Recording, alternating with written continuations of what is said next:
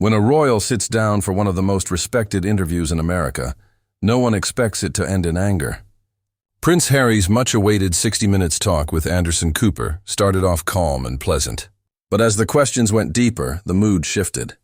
What began as an open conversation slowly turned into a storm, a tense back and forth between an experienced journalist and a royal who refused to be cornered. It would soon become one of the most unforgettable walkouts in television history. The setting was classic 60 Minutes, simple, serious, and intimate. No big lights, no stage audience, just 2 chairs, a small table, and that familiar stillness that only serious journalism brings. Anderson Cooper greeted Harry with his usual polite smile and handshake. "Harry, thank you for joining me," Anderson said warmly. His tone respectful yet firm. Harry nodded, sitting with a mix of ease and stiffness that hinted at some hidden tension. "Well," he replied, "I suppose people want answers, so here I am." Anderson smiled slightly. "That's the point of these talks. People get to hear your story directly from you." At first, the exchange flowed easily. Anderson asked about Harry's new life in America, his work, his family, and what it was like to leave royal duties behind. But Harry's answers carried a sharpness that no one missed. "America's been tolerable," he said, his voice holding a touch of pride. "At least here I don't have to bow to outdated traditions or pretend my family understands me. It's freeing to finally live somewhere I'm not treated as an extra piece of the system." Anderson stayed calm, his posture steady. He'd spoken to world leaders, soldiers, and public figures under pressure before. This wasn't new territory. "Isn't there some comfort in tradition, though?" he asked lightly. "A sense of stability, perhaps?" Harry gave a dry smile. "Comfort for who? The ones sitting on golden thrones? Tradition is just a cage dressed up to look respectable. My family hides behind it because it covers their cracks." The air in the room thickened. Anderson noticed the spark of defiance in Harry's eyes, but his tone didn't waver. "That's one way to see it," Anderson said. "But millions still see the monarchy as a symbol of unity. What would you say to them?" Harry's reply came quick and sharp. "I'd say they're in love with a storybook that isn't real. They don't see the manipulation and control behind it. They cheer for the crown but ignore the people who get crushed under it." Anderson paused for a beat, letting the words hang. His instincts told him to push forward, gently but firmly. "Let's talk about family," he said. "You've often spoken about Meghan and your children with deep feeling. How is life as a husband and father away from the institution?" Harry's jaw tightened, though his smile stayed. "Being a husband and father is exactly as it should be, mine. And frankly, the press or the monarchy have no right to invade that. I protect what's mine, something they never did for me." Anderson nodded, but pressed carefully. "When you share personal stories through interviews, documentaries, and books, doesn't that invite public curiosity? Do you think there's a contradiction in wanting privacy while sharing on your own terms?" Harry frowned. "That's a tired idea. Privacy doesn't mean silence. It means control. I decide what people should know. If they can't understand that, that's not my problem." The tension was obvious now. What began as polite had turned into defensive. Still, Anderson kept his voice measured. "Some might say that sounds selective." Harry leaned back. "Selective? No, that's freedom. Something Americans should understand better than most." The room grew colder. Cameras hummed quietly. Crew members barely moved. Anderson gave a calm nod, writing a note. He knew this wasn't just an interview anymore, it was a collision. He shifted slightly, keeping his tone soft, but his questions sharp. "You've spoken often about your mother. Princess Diana. She became a symbol of compassion and courage. Do you feel you carry her legacy?" Harry's lips pressed together. The question hit hard. "Legacy," he said, his voice tight. "That's a word the media loves. You raised her up, tore her down, and now expect me to carry the burden as if it's some honor. I'm not my mother's replacement, and I won't let anyone use her name to define me." Anderson nodded. "Fair enough, but some believe you've continued her spirit, her independence, her willingness to challenge tradition. Isn't that something to take pride in?" Harry scoffed. "You all love turning me into a symbol because it sells better." My mother's memory belongs to me, to my family, not to the public, not to journalists chasing nostalgia. Anderson didn't react, staying composed.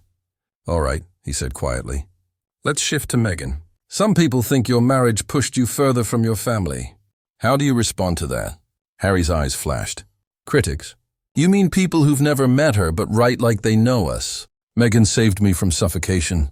She didn't divide me, she freed me. If others can't see that, they're blind. Anderson stayed patient. But when you describe her as saving you, doesn't that give her great power in your choices? Harry shook his head. No, it's called partnership. Something journalists rarely understand because they're too busy picking apart other people's lives. The jab was clear. Anderson didn't bite. He scribbled another note and smoothly pivoted. You've talked about raising your children in America. How does fatherhood here compare to what it might have been in the UK? Harry sighed, unimpressed by the question. Simple. Here my kids can be normal. Not photo props. Not pawns in royal games. They have a father who protects them. Anderson tilted his head. So you don't believe your family would have protected them? Harry smirked. Protected? The monarchy doesn't even protect its heirs, let alone a spare's children. My kids would have been sacrifices to tradition. That's not family. It's exploitation. Anderson's tone stayed calm, though his patience was wearing. Some might say by writing books and filming shows, you're also putting them in the spotlight, just under your control. How do you see that? Harry leaned forward, voice hard. I don't owe anyone an explanation. I decide what's right for them. Not the crown, not the media, not you. The air chilled again. Anderson's jaw tightened, though his voice was still smooth. It seems every question about accountability leads back to control. Is there space for balance? Harry smiled faintly, smugly. Balance doesn't exist. Either you control your story or it controls you. I won't be a victim. Maybe that's hard for you to grasp, since your job depends on digging into others' lives. For the first time, Anderson's expression changed, just slightly. He held the silence, letting it stretch. Then he said quietly, let's move ahead. What does your future look like, say, 10 years from now? Harry gave a small, cold laugh. The future's mine. I don't need to map it out for the public. I'll do what I want when I want. People can accept that, or choke on their expectations. Anderson's eyes stayed on him. He tapped his pen twice, then spoke softly. You know, Harry, I've talked with people at their highest and lowest. Presidents, veterans, survivors. They all shared one thing, humility. Don't you think you may have lost some along the way? Harry stiffened. Humility? Don't start preaching. I've lived through what others couldn't survive. If I sound unapologetic, it's because I've earned it. Humility is for people still begging for approval. I don't need anyone's. The silence that followed was heavy. Anderson nodded slightly, his tone calm but cutting. That's one way to see it. The tension in the room became nearly unbearable. Crew members avoided eye contact. Anderson took a slow breath, staying composed. Harry, he began again, you say you've moved on from the monarchy, but so much of your public work, your book, your shows, even this interview, still circles around it. Some say you're trying to escape something you can't let go. What do you say to that? Harry laughed sharply. Critics again. Always critics. Let me be clear. I talk about it because it shaped me, because it hurt me. You don't just walk away from it. It's part of you. If I expose the truth, that's my right. If people can't handle that, too bad. Anderson raised an eyebrow. But you've also gained from that truth. Isn't that contradictory? Harry leaned in, glaring. Gained? Taking back my own story isn't profit. It's survival. I reclaimed my life. If people want to hear it, fine. Better from me than from tabloids you people love to quote. Anderson's tone grew firmer. I don't quote tabloids. I ask questions people care about. There's a difference. Harry scoffed. Semantics. You're still feeding the same appetite for drama. You're no different.